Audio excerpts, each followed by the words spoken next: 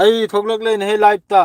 adum wachoi su sen thoklok pani nei sidi ekdang time pass taw sen matam si chat pidre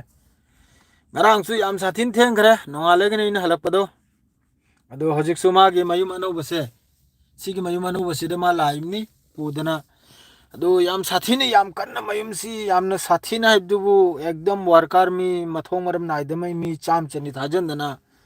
madre marble na pa tiles na pa madre di rong surok pa madre di decoration na decoration yam sathini yam chawna mi me amam changhal le yam sathin suhal ya ba athu de loi jalbei da makta adu loi khip tar ga di akhoi gi sunu ngai rimni kare ga di sigi yum sida la khip tar ga di ya khoi su company ga yam na lap na tra khasik tana ba minute mari gum minute manga gum idu hojik chatli bai di yam sathini lap ya ba kam se kam adha gonta mathau tai dare numdang halak po kholak po yam osubida ni si ore ba tar ga di o loire nungai ro sudhin nungai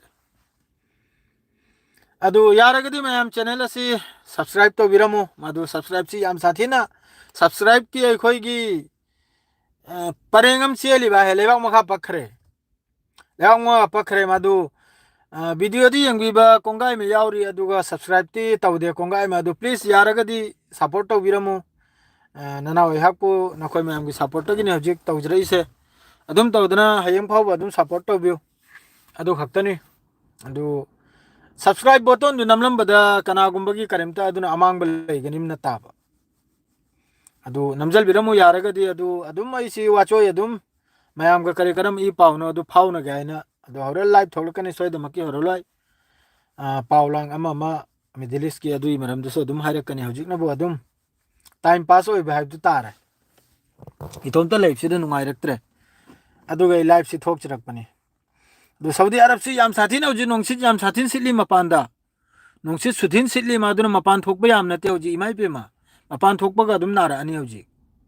karaga di lei full lamga loge dana man sitli ba hai masina natol manung de chang khipta adi lok tor adi nara adi hospital jaldi paisa teklani adu mathak da makhoi ni injection thil ga rakani adu krak to talya ba adre hidak ma yam pijala ani lok kini adu gini ata gini ane khangi brane insurance ni makhoi gidi insurance te pesa phang gadam ni dam adam de hidak ijala kadawrim ni aduna maram oirega gari manung da phamim ni asi gari ni ain thojaba gari sklet cadillac sklet tu ni ahal ba gari ni alhamdulillah allah ki lakh shukar ni sugum ba gari ma thoba krar se allah ki lakh shukar ni mapu ki su lakh shukar ni कोई company sponsor की महाक की अल्लाह ना है दरात सांगल बसु ऐसनो अंथोक न फजकरब गाड़ी नी खंगी ब्राने हल व गाड़ी है दु चक लाव व गाड़ी गांगतनी लाइन मथक के कानुंग प्रा से हम दोक तना खितंग ने स्टाइल हम तो खलिम नी खंगी ब्राने खितंग अफाव साबा दु तारे दु मसाने पाई गाड़ी न बुसरे मसाने पासु लागतन ले मसाने पाई गाड़ी नी सिन BMW X5 adu atai di kari karam pau i pau mayam gi i pau du so dum haibirak lo adum yenge ga di kan roi kari kanu message su dak thajelo udana kari karam i pau no manipur hauji kam tawri ge shanti la abra laktribra himalay pak manipur ya khoi su manipur dai horok pani ya khoi gi hallaman du su manipur dai lak pani ai si mayam kaubi guno hamesha ya khoi na kasar lom da lak kidna kasar da ta gi ba hanai kanom da na tra ya khoi so ju manipur da leram ya ba जो भी हो अल्हम्दुलिल्लाह जसा दो लरसु कोई loan तिन नबा या कोई जात अमतनी मैतै पांगल अमसुंग पांगल मैतै से हरक फंग खक्तै ता हरक पनायना खनजै अदु यामना कुपनदी ओंथोकना कुपनदी हिस्टोरी से खंगद्रे अदु थीरी या खोइसु थीरी निल्ली सोयदमक्की अखोय द्रसु या खोय कसार दसु याम साथीना लाइक खंब मियोय खर लई मखोय दनसु अदुम वा खर हाइजे अदुसु तुंगदा अदुम तलतलप अदुम मतम गी मतुंगिना अदुम चथर काबो मोबाइल से कराय दन थम्मदि लाई मनुगाने दसुम चेप्तक तौरगा थम्मदि ने सर नालिबा अदुना दक्ता किदना ने कीदना ने थम्दबि वाना अदु मयाम अदु ई पाउदि करि करम पाउ मणिपुर लोइरे हाय हे हा मणिपुर काय दे मणिपुर लोइबि आरोय मोहम्मद दिलवर Ali Manipur करिगी लोइगदोरी Manipur लोइबे सुए आरोय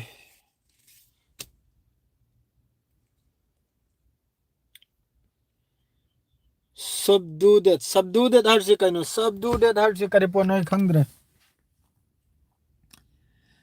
Manipur loi bi aro Allah na Manipur loi hello Manipur da tab ning na nungai na loi mak palakhin inshallah loi mak pal beso isnu tab ning na Manipur loi bi aro adu khaktani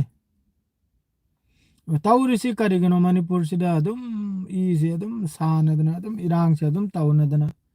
सरकार से न कह दो दिन लई rim न करी पाई दिन लई रिम नहीं करिम ते ज्ञान कुर्सी में खोंग पाई दिन लई रिम जाला सरकार से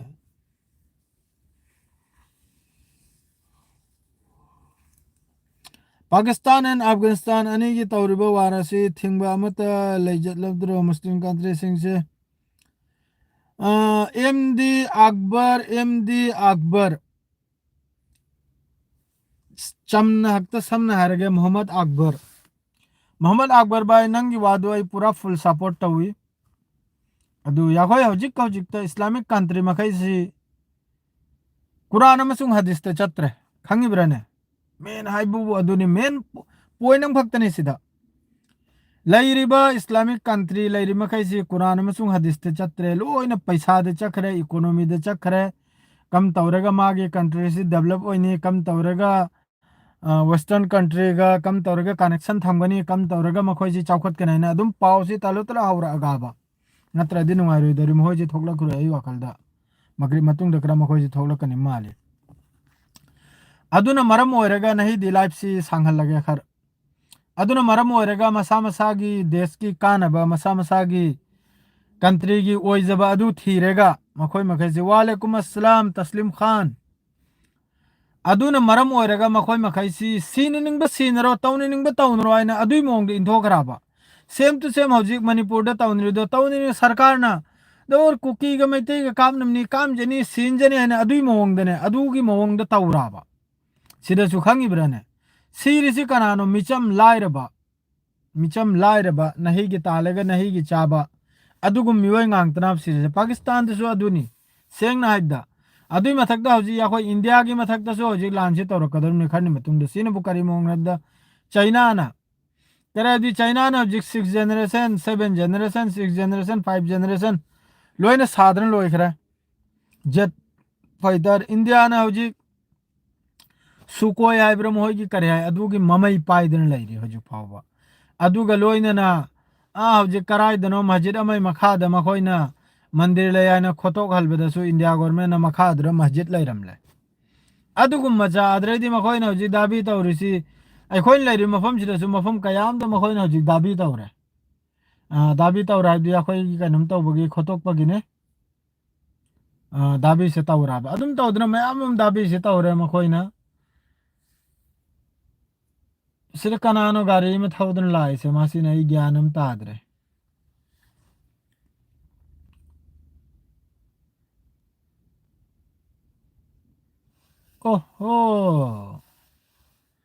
ओहो अमा मयांग अथौबदुना मचाने पागी ममौ पुदन लाइमनी आई दी हिंगहौरे है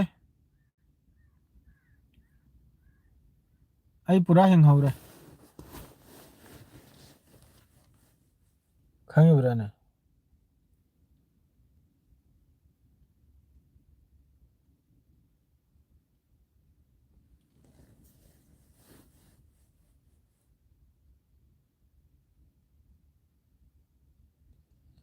नहानी ने माय ममो करा से नहा पेपा नहीं चही कुल माथोरम तो सुब मौनी नौ न ओंग जिरा इमनी मयांग अथौबा ने पुदन लाखरे मयांग से अंगोलम लाखलक लेने गाड़ी अंखत खरे माय चमचागिरी से तोकते दा माही नोंग म थाजल खिदन ने कुराल कसम ने माही मियो से नोंग मदि माही थाजल खरे नि माही से तू यंग मान तखत खरी से यंग में गाड़ी गुरा करा यंग के थी तखत खरी से यंग क्या क्या वीडियो कर मैं लाइव पर हूँ क्लास में जाना वो उसका साथ जाएगा कहाँ किसके साथ उसके बॉस के साथ जाएगा ना बोला नहीं उसका बीबी आना भी उसके साथ जाएगा अभी बोला वो हाँ मैं जाएगा शाम से जाएगा हाँ ओके छोड़ के जाएगा ओके हाँ वो तभी आना तो साथ में लेगा ना सेना नहीं वो क्या मालूम क्या है इन लोगों का सिस्टम अदुनी मादुई मथक्ता हौजिक यामने इम्पोर्टेंट ओइरिबा पाव हाइबबु पाव से अदुम तल हौरक्के मयांग नमथिबाई चखिदौरे लंगधरमेगा मा चखरे माही मागी चमचागिरी मतौसे कुराल का समना खंगनी नोंगमदि माही सुमहतकिदना बिर बिर टाथोकिदना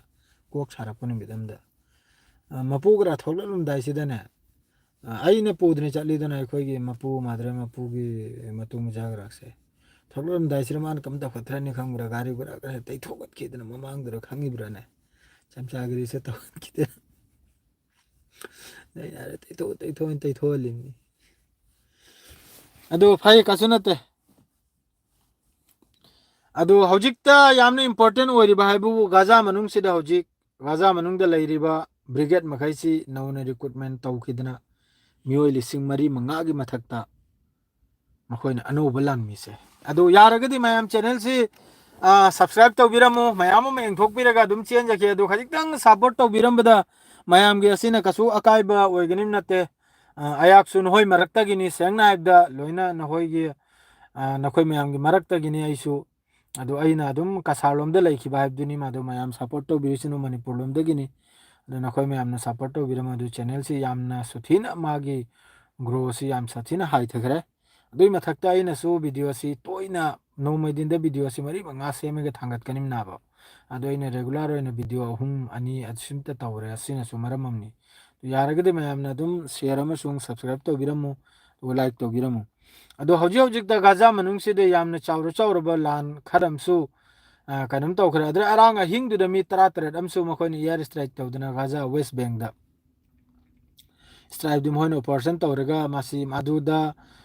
मखोइना अखोइगी बॉम्बगी सागैदा कुल मरुममसु फंगबगी पावमसु लाई आईडीएफ की तरफतगी अदरैदी सोमनरबो गाजा मनुंगदा हौजिकि मखोइगी नजरिन हारबे एक्सेस अदरैदी सोमनर बेद हनुन हाइनगरा मादरैदी सोमनर बुझबलिया असिदे याम साथी चाउरबा लानखर तौकी मखोइगी मरकाबा तेंग अदरैदी मखोइगी भेहिकल असिना चिंबा मसिम मखा लेते मखै हौजिकि ग्रुप मखैसिना थुगाइखिबा मादरैदी अदुई मथक्ता लान ताखिबा असिना चिंबा मयामम तौगियाबा ए लातन लंगिनी अदरैदी थंबे यारक्तबसिरि कोक सारे सर नाली सेंगाम करायदे थुंगनी मे करिमते ज्ञान मेन तादरेदा मोबाइल से सिदोरेगा नम कयुदे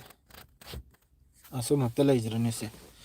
अदुनी मादु हजे गाजा मनुंगसिरा अदु हजे पाकिस्तान की सिदी करी हाइने पाकिस्तान अमसुंग तालिबान हामदा पाकिस्तान एयर स्ट्राइक तौदना मी मिचम नि हतखरेसे मी निफु यांखै की मथक्तनी हतखरेसे अदरगी कनोमना अदुई मतुंगदा हमका तालिबान ना चंग्यानना मोहैगी मी 34 कुलम हतोगले असुम हतोग हजिन तौदना अदुम लैराबा मादरा अहोमदनाबु तुर्की की तरफ तगिसु अदुम तोइना अखोइगी कनोम से लाई स्टेटमेंट से लाई हौजिकी कुर्स हाइना मखोइगी फोर्स अम लैरिबा तुर्की बॉर्डर दा आइगी मथक्ता याम चाउर बना खोइ लोइना सिलेंडर टाउ नत्रदि नखोइ लोइना सिरनाइना असि पुनमक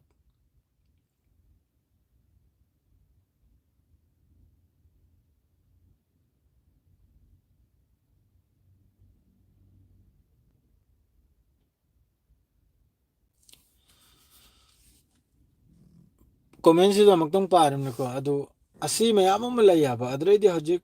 ओइना सिदा राजनीति से चंखरे पॉलिटिक्स से सिदा त नते जिसा मफम दसो जी पॉलिटिक्स ने खंगिब्राने अदरैदि यामने इंपोर्टेंट ओइबु वाइबु याखोइगी सिदा इवाम खतंग हाइजेगे को सि हाइदि हाइनिंग दे दुमको हाइदे बियादे याखोइ मेते पांगल हाइने याखोइ पांगल सागै अमलरसे पांगल मुसलमान से सि यामना मानदाब मानबसी याम साथिन वाले खंगिब्राने लैकाय अमदा वारिम ने हरबा इना पैसा जितंग पाइखलक पतारगदी लैकाय दुदगी मी 10 अमना इसिबु कम तौरगा माहैसिबु नमहतकने ना अदुकुमै उमको मे याखोइगी जात सिदे लैयाबा अदुगी फत्तबा अदुगी कनमदा अदु थादोकनिम नाबा अदुगी थबक्तो अदुम तौदना सोयदमकि मणिपुर लोमदसु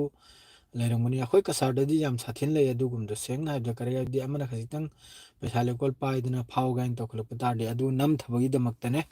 याम साथिन मी से थोगला याबो अदुगुमदो कम तौरगा नम थगिनी कम तौरगा नम तौकिना हैना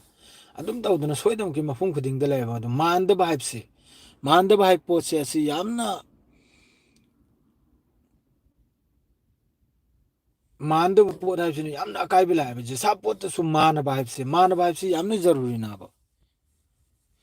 सऊदी की नुपीद डॉक्टर सऊदी हूँ पायलट अफौ अफौब नुपी मैम थोखरे सऊदी हूँ साथीन लाइक तमदना नुपी आगांग देहोने याम चाउर चाउर यूनिवर्सिटी माद्रेदी मपान लाइक तमन उब लंदन दा अमेरिका दा जर्मन दा फ्रांस दा लाइक तमन उब डॉक्टर दी तमन उब याम चाउर चाउर बा याम लिंग लिंगना पैसा तालबा याम चाउन चाउन तोलब लोब मैम लेरी माद्रे मोय आराम कोकरा हारिसे सिदे याम चाउन चाउन सुबा आद्रे अचौ चौ यूनिवर्सिटी दा याखोयगी लेक्चरर होइबा असिने चिंगो मैम ले लाइक याम कन तमले सऊदी अरब ता होजिक